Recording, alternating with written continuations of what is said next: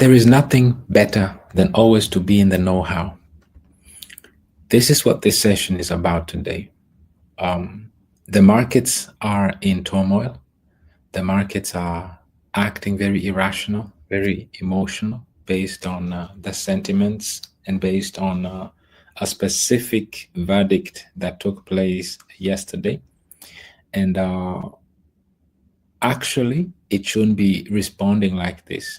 If you really understand and look at the big picture, you would think that the market would actually be responding the right way and in green.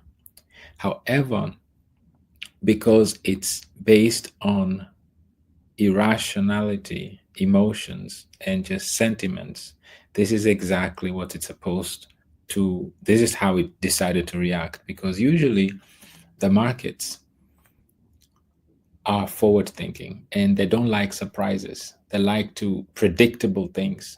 And even though it was predictable that the Feds were not going to cut the interest rates, still the markets are reacting negatively towards it. So what are we discussing today?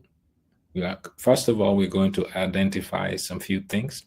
Why is the market reacting like this, like we just said?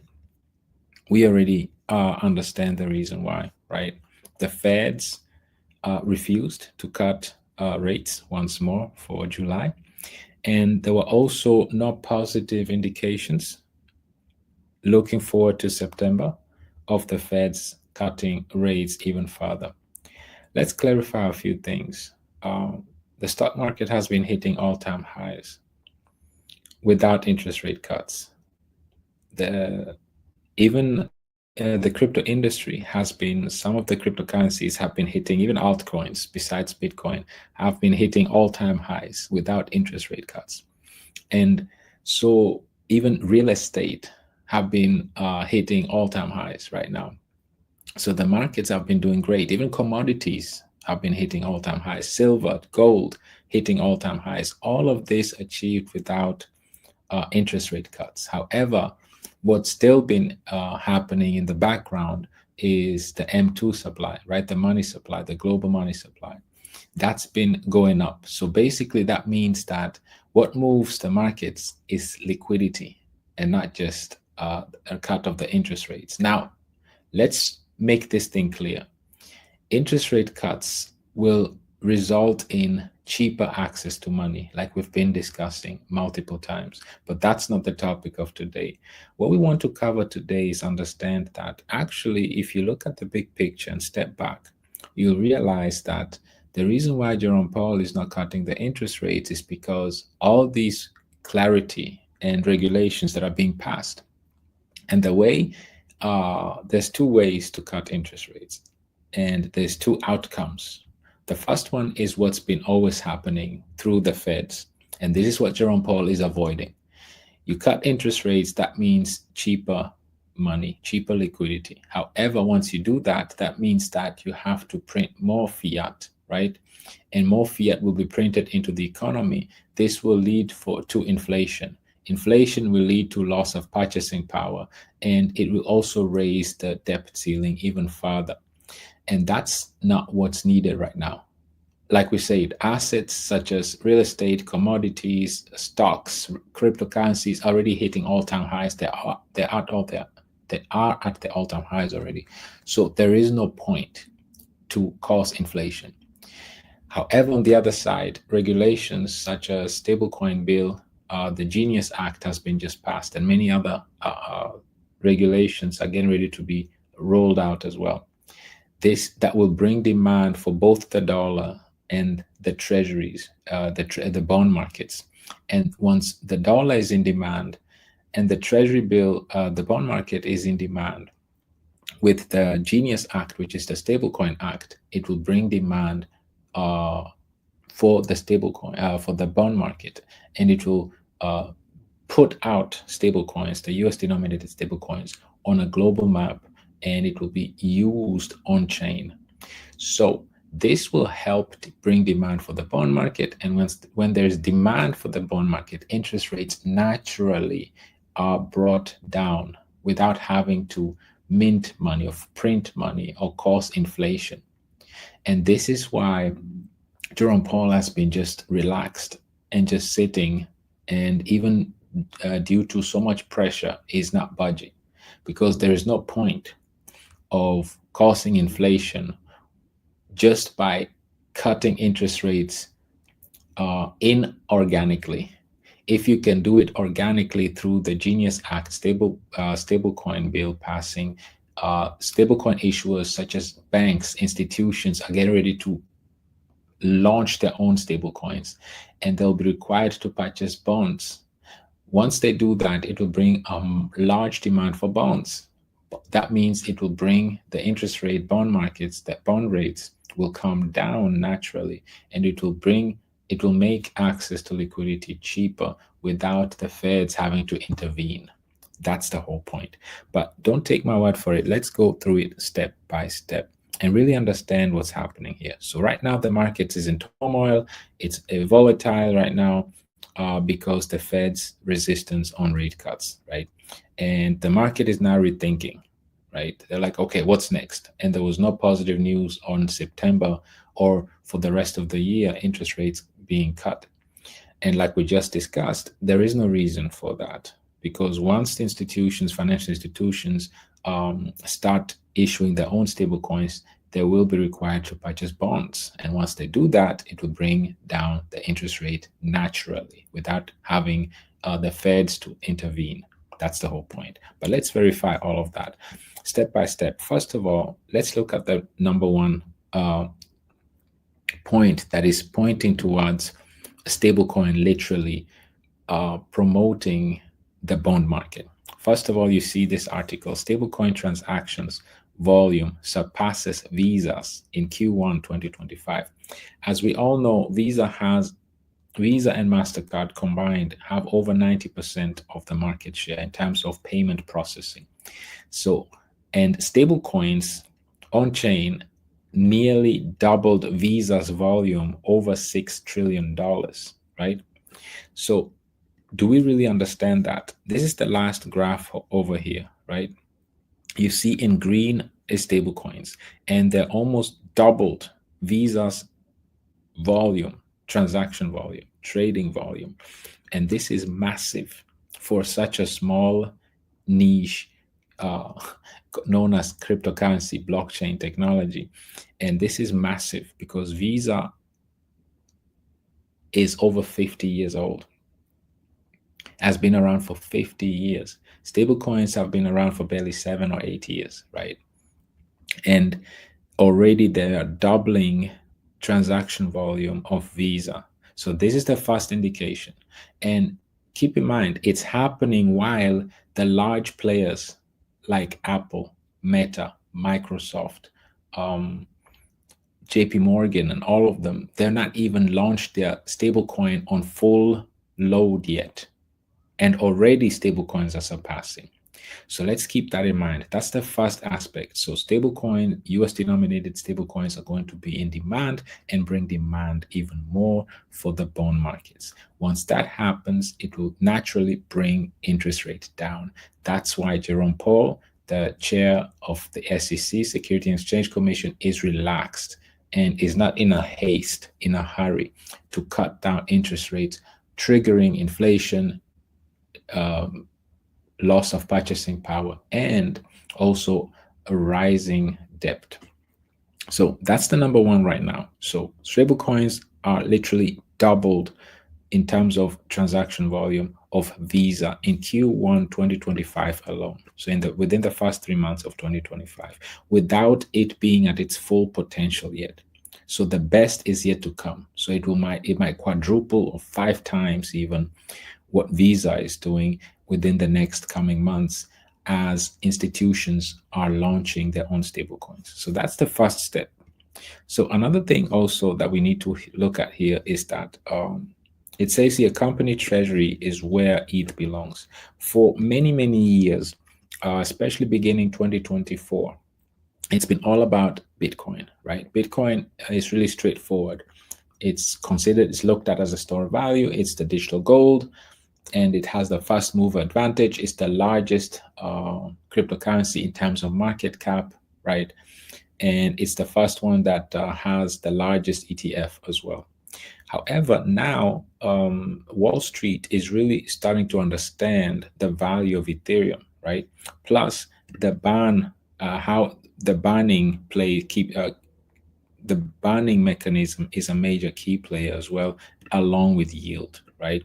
Because banning keeps this asset that is energy deflationary and scarce, and the yield is what assets always should have, right? You should have a yield as you're holding it. That's why stock dividends are in such high demand, or stocks that pay out dividends, right? So as you're holding something, it pays you out distributions. That's in high demand. This is why also the bond market is in such high demand, right? So as you're waiting for your bonds to mature, you get paid, right? You get paid yields in terms of treasury if you hold treasuries. So now, Wall Street now understands what Ethereum is all about. It's all about wrapping it, and they did that in terms of ETFs, right? It's an ETF wrapper, and then you can stake it, and then you can earn yield with it.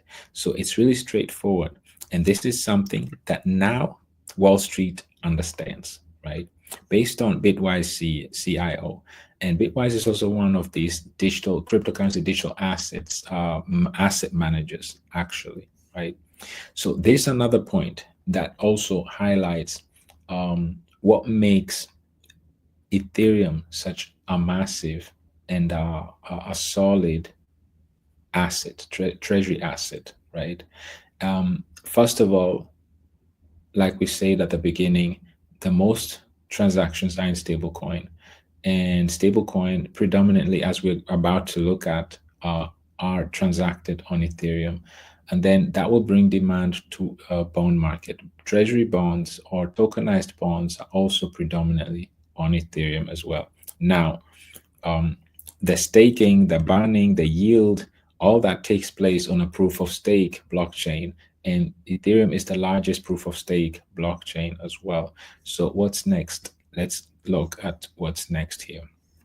So another thing that plays a major role is that this week, right, to be specific, on the July 29th, the SEC allowed in-kind redemption and creation for all crypto ETFs.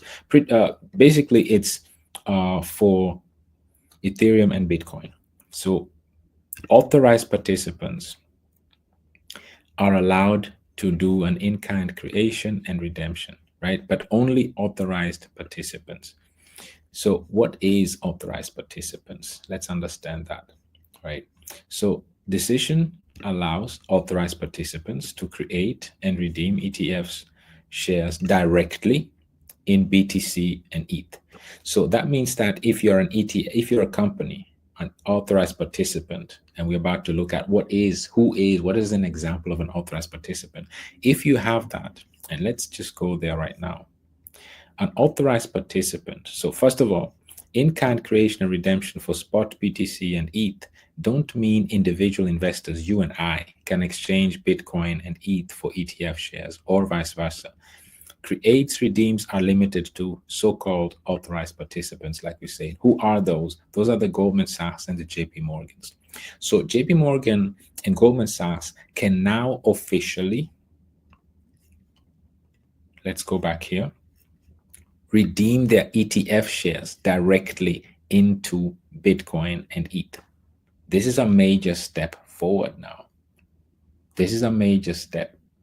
So they can go back and forth because their market is over the counter and it's extremely liquid. So they can move back and forth from shares, ETF shares, to the real asset, Ethereum itself or Bitcoin itself.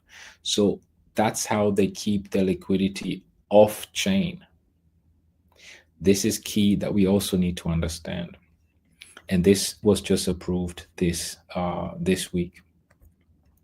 So another thing that we also need to understand is that BlackRock's ETF could soon offer staking, right?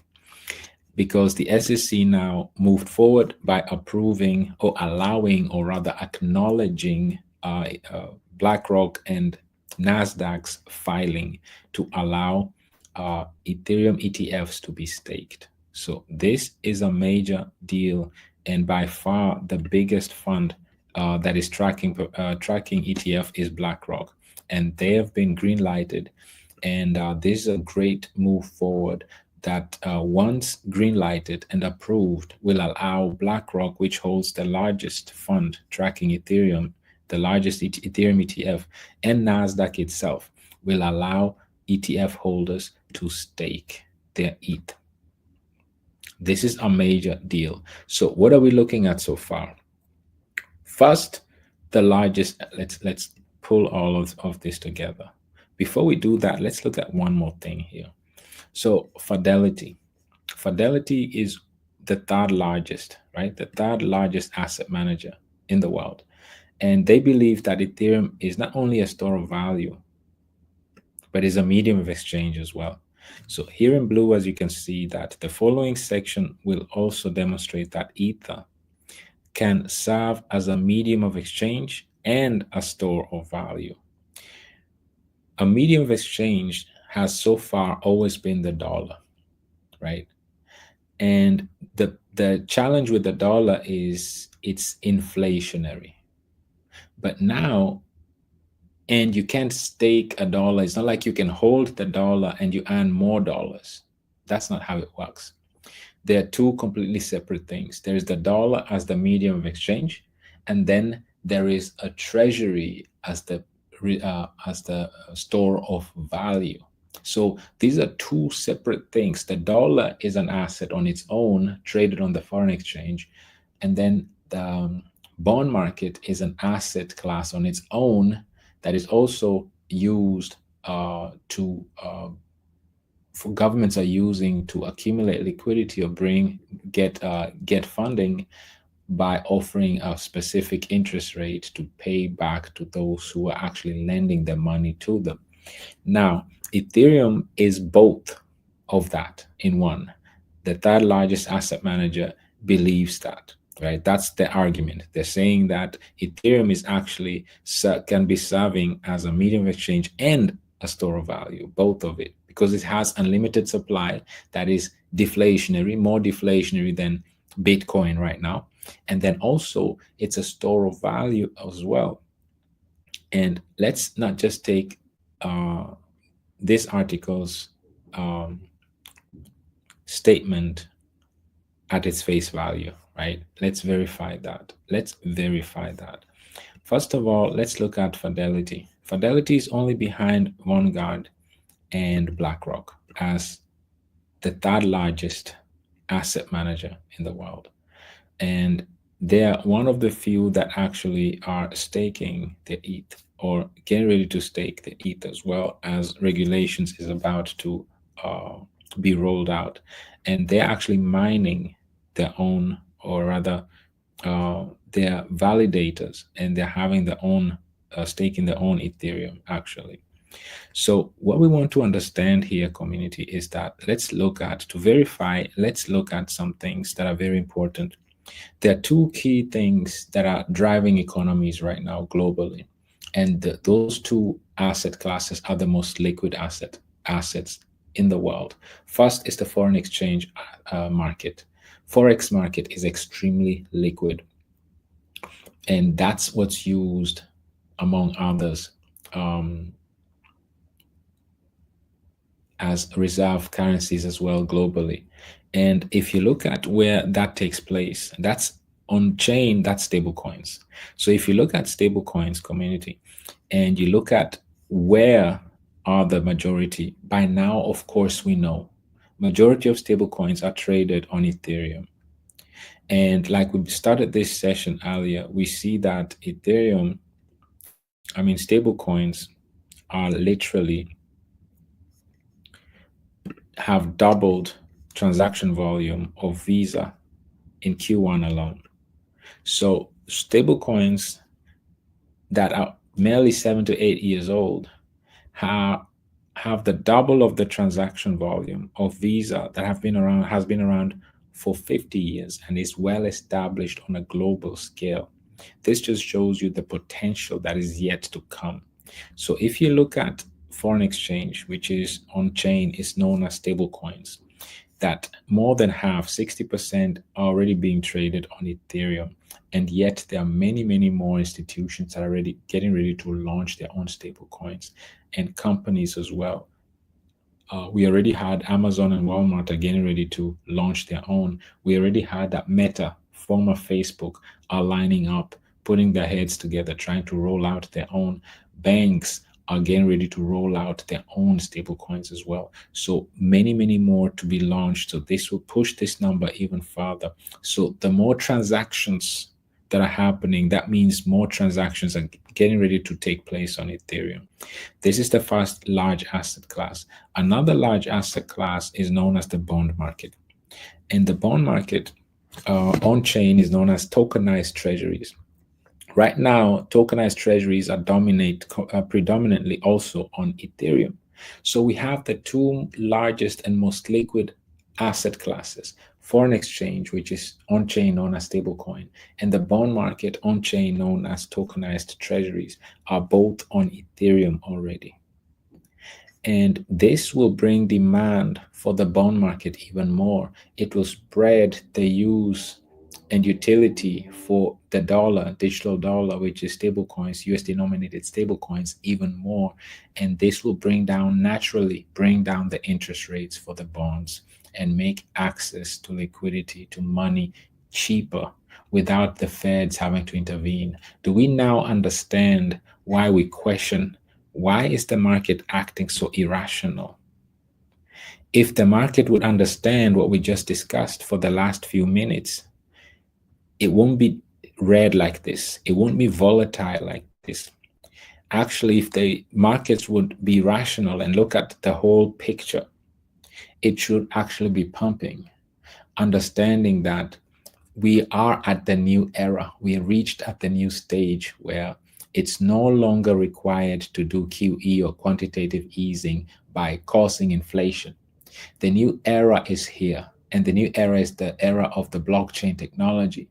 Now the government understands that, the Feds understand that we can use this blockchain technology, to be specific, stable coins and tokenized bonds, to naturally bring down the bonds' interest rates, lowering access to liquidity naturally without having to intervene by causing inflation, increasing the debt ceiling even more, and losing purchasing power. Now we can use these tokenized treasury bills to be purchased by these stablecoin issuers. And this will naturally bring down the interest rate. The Feds don't even have to intervene. The bill has already been passed, the Genius bill. So it's just a matter of days, weeks, months for these institutions to start rolling out their stable coins. And this will bring demand for bond markets. And this will bring demand for bonds to be purchased. Once that takes place, bond and interest rates will naturally come down on its own, strictly by this mechanism and this activity is taking place on chain, on the blockchain, specifically on Ethereum. So why is the market acting so irrational? It's because knowledge. If the market would understand that the governments, the world actually has embraced a new QE way to a new way to do quantitative easing. Once the world understands that the US has finally embraced a new way to do quantitative easing, and all that is taking place right now is just a theater in front of us. Trump pushing Jerome Powell publicly on social media, and him just ignoring that altogether and sticking to his guts because he understands that the Feds have two things that they need to mandates that they have to take care of. First of all, keep employment as high as possible, right? As low as unemployment as low as possible. So full employment is their mandate, and the second one is to strengthen the dollar. And by lowering interest rates and causing inflation and raising debt ceiling even more, that's not how you protect the dollar, especially with asset classes, all of them, the commodities market, the bond market, the cryptocurrency, the stock market are all at all-time highs. So why would he have to rush and cut interest rates if just this week Genius Bill was passed and institutions are lining up to launch their own stable coins that will naturally cause demand for the bond market. And once the bond market faces demand, it will naturally lower down or bring down the interest rates naturally through blockchain activity, specifically on Ethereum, like we just saw, right? Stable coins are predominantly on Ethereum. So volume on Ethereum is getting ready to skyrocket.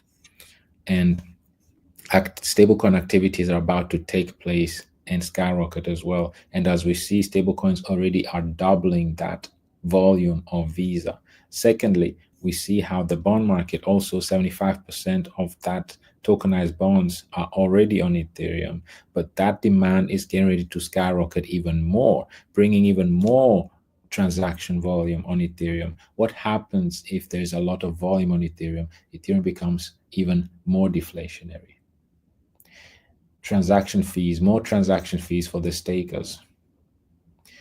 And it brings demand, it attracts even more traders, more developers, more retailers to be even more active and deploy even more smart contracts on Ethereum. So it's a flywheel effect. And how does that affect us as an industry, as a community, as an ecosystem? Is that because we have 4 challenges that we're addressing, which is lack of liquidity, inflation, unsustainable staking distributions, and also inefficient use of volume. We are addressing all these 4 challenges. So this will put us on the top of the list to make the most out of this new way of quantitative easing, of actually bringing down interest rate using the blockchain technology without the interference of the feds. And this is a first time in the financial history that this is happening. And this is, it makes, you might think that Jerome Powell is not doing the right thing, but he's actually understanding that he doesn't have to do nothing but just be patient and let the blockchain technology, let the volume on Ethereum through stablecoin creation, issuers, and that will bring demand for the bonds, tokenized bonds on chain. It will naturally bring down interest rates without him having to interfere and actually cause even more inflation and cause loss of purchasing power and raise the debt ceiling even more. Once people understand this concept, they will understand that the US is literally becoming the #1 capital of crypto, and they're already dominating in terms of payment systems in US dollar, right? So the dollar is on chain, the dollar is dominating already. And then also tokenized bonds in terms of the bond market, it's also the US dollar denominated bonds that are dominating. So they're far ahead of everyone. So all these things that we're seeing going back and forth between Trump and Jerome Powell is just circus.